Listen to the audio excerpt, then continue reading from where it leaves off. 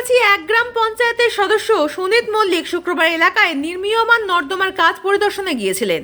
তারা সংঘ ক্লাবের পাশে কাজ ঘুরে দেখলেন এবং পার্শ্ববর্তী বাসিন্দা উজ্জ্বল ঘোষের সঙ্গে তার প্রথমে বচসা এবং পরে তা গড়ায় হাতাহাতিতে। ঘটনার সূত্রপাতের কিছুক্ষণ পরেই উজ্জ্বল ঘোষের ছেলে রাহুল ঘোষ ঘটনাস্থলে এসে বাবার সঙ্গে মিলে পঞ্চায়েত সদস্য সুনীত মল্লিকের উপর চড়াও হন। অভিযোগ, তাকে বেধড়ক মারধর করা হয়। প্রতিবেশীরা তড়িঘড়ি ঘটনাস্থলে পৌঁছে সুনীত মল্লিককে উদ্ধার করে ভাটপাড়া রাজ্য সাধারণ হাসপাতালে ভর্তি করেন। ঘটনার জেরে উত্তেজিত জনতা উজ্জ্বল ঘোষের বাড়িতে ভাঙচুর চালায়। খবর পেয়ে ঘটনাস্থলে পৌঁছায় বাসুদেবপুর থানার পুলিশ। পরিস্থিতি নিয়ন্ত্রণে এনে উজ্জ্বল ঘোষ ও তার ছেলে রাহুল ঘোষকে আটক করে থানায় নিয়ে যাওয়া হয়েছে।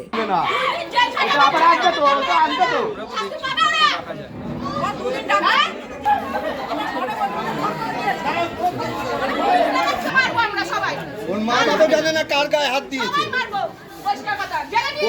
এমনি আসলে পাড়ার লোক পিটিয়ে মেরে ফেলবে, কোনো কেস হবে না। প্রশাসন এসছে, তাদের মানতে হবে তো।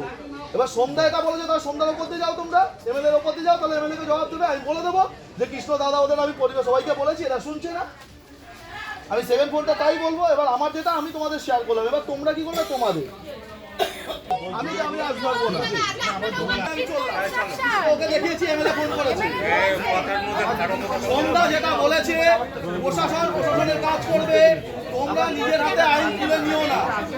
সন্ধ্যা নিজে বড় ভবিষ্যতে নিজে দেখেছে, নিজে তদারকি করছে ব্যাপারটা। আমি তো বিধায়ক, না